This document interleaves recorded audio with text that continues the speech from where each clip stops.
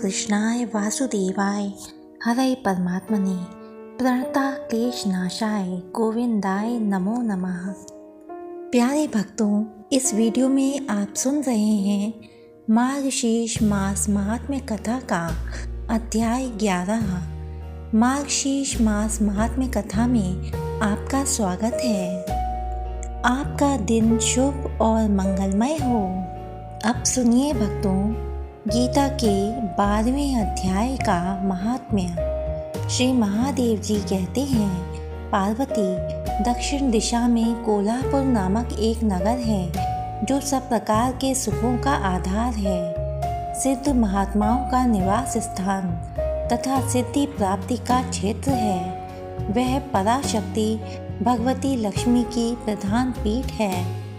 संपूर्ण देवता उसका सेवन करते हैं। वह पुराण प्रसिद्ध तीर्थ भोग और मोक्ष प्रदान करने वाला है। वहाँ करोड़ों तीर्थ और शिवलिंग हैं। रुद्रगया भी वहाँ है।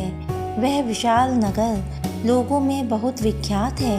एक दिन कोई युवक पुरुष नगर में आया। वह कहीं का राजकुमार था। उसके शरीर का रंग गोरा, नेत्र सुंदर, ग्रीवा शंख के समान, कंधे मोटे, छाती चौड़ी तथा भुजाएं बड़ी बड़ी थीं। नगर में प्रवेश करके सब ओर महलों की शोभा निहारता हुआ वह देवेश्वरी महालक्ष्मी के दर्शनों के लिए उत्कंठित हो मणिकंठ तीर्थ में गया और वहां स्नान करके उसने पितरों का तर्पण किया। फिर महामाया महालक्ष्मी जी को प्रणाम करके भक्ति पूर्वक स्तवन करना आरंभ किया। राजकुमार बोला, जिसके हृदय में असीम दया भरी हुई है, जो समस्त कामनाओं को देती तथा कटाक्ष मात्र से सारे जगत की रचना, पालन और संहार करती है, उस जगत माता महालक्ष्मी की जय हो। जिस शक्ति के सहारे उसी के आदेश के अनुसार ब्रह्मा सृष्टि रचते हैं, भगवान अच्युत जगत का पालन करते हैं तथा भगवान रुद्र अखिल विश्व का संहार करते हैं, उस सृष्टि, पालन और संहार की शक्ति से संपन्न भगवती पराशक्ति का मैं भजन करता हूँ। कमले योगी जन तुम्हारे चरण कमलों का चिंतन करते रहते हैं। कमलालये, तुम अपनी स्वाभाविक सत्ता से ही हमारे समस्त इंद्रिय गोचर विषयों को जानती हो। तुम ही कल्पनाओं के समूह को तथा उसका संकल्प करने वाले मन को उत्पन्न करती हो। इच्छा शक्ति, ज्ञान शक्ति और क्रिया शक्ति, ये सब तुम्हारे ही रूप हैं। तुम परासंचित परम ज्ञान रूपिणी हो। तुम्हारा स्वरूप निष्काम, निर्मल, नित्य, निराकार, निरंजन, अंत रहित, आतंक शून्य, आलंबहीन तथा निरामय है। देवी, तुम्हारी महिमा का वर्णन करने में कौन समर्थ हो सकता है, जो षट चक्रों का भेदन करके अंतःकरण के 12 स्थानों में विहार करती है। अनाहत ध्वनि, बिंदु, नाद और कला, ये जिसके स्वरूप हैं, उस माता महालक्ष्मी को मैं प्रणाम करता हूँ। माता, तुम अपने मुख रूपी पूर्ण चंद्रमा से प्रकट होने वाली अमृत राशि को बहाया करती हो। तुम ही परा, पश्यंती, मध्यमा और बैखरीन नामक वाणी हो। मैं तुम्हें नमस्कार करता हूँ। देवी, तुम जगत की रक्षा के लिए अनेक रूप धारण किया करती हो। अंबिके, तुम ही ब्रह्मी, वैष्णवी तथा माहेश्वरी शक्ति हो। वाराही, महालक्ष्मी, नारसिंही, ऐन्द्री, कौमारी, चंडिका, जगत को पवित्र करने वाली लक्ष्मी, जगन माता सावित्री, चंद्रकला तथा रोहिणी भी तुम ही हो। परमेश्वरी, तुम भक्तों का मनोरथ पूर्ण करने के लिए कल्पलता के समान हो। मुझ पर प्रसन्न हो जाओ। उसके इस प्रकार स्तुति करने पर भगवती महालक्ष्मी अपना साक्षात स्वरूप धारण करके बोली, राजकुमार, मैं तुमसे प्रसन्न हूँ। तुम कोई उत्तम वर मांगो। राजपुत्र बोला, माँ, मेरे पिता राजा बृहदत्त अश्वमेध नामक महान यज्ञ का अनुष्ठान कर रहे थे। वे दैव योग से रोगग्रस्त होकर स्वर्गवासी हो गए। इसी बीच में यूप में बंधे हुए मेरे यज्ञ संबंधी घोड़े को, जो समूची पृथ्वी की परिक्रमा करके लौटा था, किसी ने रात्रि में बंधन काट कर कहीं अन्यत्र पहुंचा दिया। उसकी खोज में मैंने कुछ लोगों को भेजा था, किंतु वे कहीं भी उसका पता ना पाकर जब खाली हाथ लौट आए हैं, तब मैं ऋत्विजों से आज्ञा लेकर तुम्हारी शरण में आया हूँ। देवी, यदि तुम मुझ पर प्रसन्न हो तो मेरे यज्ञ का घोड़ा मुझे मिल जाए, जिससे यज्ञ पूर्ण हो सके। तभी मैं अपने पिताजी का ऋण उतार सकूँगा। शरणागतों पर दया करने वाली जगत जननी लक्ष्मी, जिससे मेरा यज्ञ पूर्ण हो, वह उपाय करो। भगवती लक्ष्मी ने कहा, राजकुमार, मेरे मंदिर के दरवाजे पर एक ब्राह्मण रहते हैं, जो लोगों में सिद्ध समाधि के नाम से विख्यात हैं। वे मेरी आज्ञा से तुम्हारा सब काम पूरा कर देंगे। महालक्ष्मी के इस प्रकार कहने पर राजकुमार उस स्थान पर आए जहाँ सिद्ध समाधि रहते थे। उनके चरणों में प्रणाम करके राजकुमार चुपचाप हाथ जोड़कर खड़े हो गए। तब ब्राह्मण ने कहा, तुम्हें माताजी ने यहाँ भेजा है। अच्छा देखो, अब मैं तुम्हारा सारा अभीष्ट कार्य सिद्ध करता हूँ। यूँ कहकर मंत्र वेदता ब्राह्मण ने सब देवताओं को वहीं खींचा।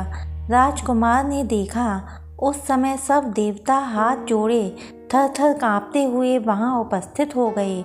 तब उन श्रेष्ठ ब्राह्मण ने समस्त देवताओं से कहा, देवगण, इस राजकुमार का अश्व, जो यज्ञ के लिए निश्चित हो चुका था, रात में देवराज इंद्र ने चुराकर अन्यत्र पहुंचा दिया है। उसे शीघ्र ले आओ। तब देवताओं ने मुनि के कहने से यज्ञ का घोड़ा लाकर दे दिया। इसके बाद उन्होंने उन्हें जाने की आज्ञा दी। देवताओं का आकर्षण देखकर तथा खोए हुए अश्व को पाकर राजकुमार ने मुनि के चरणों में प्रणाम करके कहा, महर्षि, आपका यह सामर्थ्य आश्चर्यजनक है। आप ही ऐसा कार्य कर सकते हैं, दूसरा कोई नहीं। ब्राह्मण, मेरी प्रार्थना सुनिए। मेरे पिता राजा बृहदत्त अश्वमेध यज्ञ का अनुष्ठान आरंभ करके दैव योग से मृत्यु को प्राप्त हो गए। अभी तक उनका शरीर तपाए हुए तेल में सुखाकर मैंने रख छोड़ा है। आप उन्हें पुनः जीवित कर दीजिए। यह सुनकर महामुनि ब्राह्मण ने किंचित मुस्कुराकर कहा, चलो, वहाँ यज्ञ मंडप में तुम्हारे पिता मौजूद हैं, चलें। तब सिद्ध समाधि ने राजकुमार के साथ वहाँ जाकर जल अभिमंत्रित किया और उसे शव के मस्तक पर रखा। उसके रखते ही राजा सचेत होकर उठ बैठे। फिर उन्होंने ब्राह्मण को देखकर पूछा, धर्म स्वरूप, आप कौन हैं? तब राजकुमार ने महाराज से पहले का सारा हाल कह सुनाया। राजा ने अपने को पुनः जीवन दान देने वाले ब्राह्मण को नमस्कार करके पूछा, ब्राह्मण, किस पुण्य से आपको यह अलौकिक शक्ति प्राप्त हुई है? उनके यूँ कहने पर ब्राह्मण ने मधुर वाणी में कहा, राजन, मैं प्रतिदिन आलस्य रहित होकर गीता के 12वें अध्याय का जप करता हूँ। उसी से मुझे यह शक्ति मिली है, जिससे तुम्हें जीवन प्राप्त हुआ है। यह सुनकर ब्राह्मणों सहित राजा ने उन महर्षि से मन से गीता के 12वें अध्याय का अध्ययन किया। उसके महात्म्य से उन सब की सद्गति हो गई। दूसरे जीव भी उसके पाठ से परम मोक्ष को प्राप्त हो चुके हैं। और भक्तों, अब सुनिए भगवान श्री कृष्ण के जीवन से मिली एक सीख कि जब कोई झूठा आरोप आप पर लगे तो धैर्य न छोड़ें। द्वारका में एक सूर्य भक्त था, सत्याजित। उसे सूर्य देव ने स्यमंतक नाम की चमत्कारी मणि दी थी। ये मणि रोज 20 तोला सोना उगलती थी। एक दिन श्री कृष्ण ने सत्याजित से कहा कि आप ये मणि राजकोष में देंगे तो इससे मिले धन से प्रजा की अच्छी देखभाल हो सकेगी। सत्याजित ने श्री कृष्ण को मणि देने से मना कर दिया। इस घटना के कुछ दिन बाद सत्याजित के भाई प्रसेनजित ने मणि चुरा ली। प्रसेनजित मणि लेकर जंगल में भाग गया। जंगल में एक शेर ने प्रसेनजित को मार दिया और खा गया। मणि जंगल में ही गिर गई।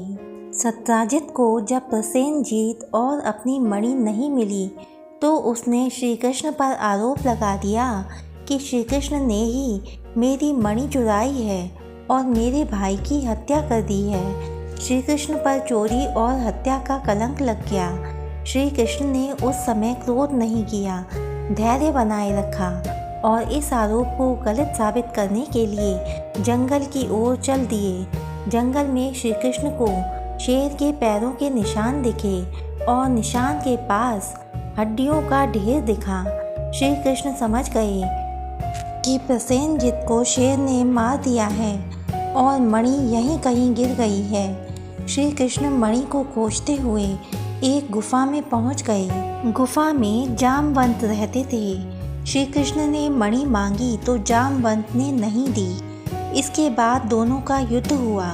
युद्ध में श्री कृष्ण जीत गए। जामवंत समझ गए कि ये भगवान श्री राम के ही अवतार हैं। इसके बाद जामवंत ने मणि श्री कृष्ण को दे दी और अपनी पुत्री जामवंती का विवाह भी भगवान के साथ कर दिया। द्वारका लौटकर श्री कृष्ण ने वह मणि जामवंत से लेकर सत्याजित को दे दी और पूरी सच्चाई बता दी।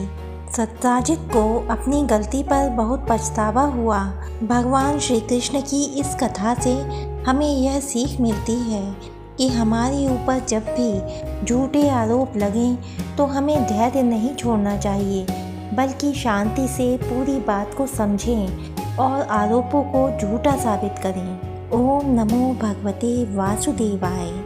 प्यारे भक्तों, आगे की कथाएं सुनने के लिए हमारे चैनल को सब्सक्राइब कीजिए, वीडियो को लाइक कीजिए।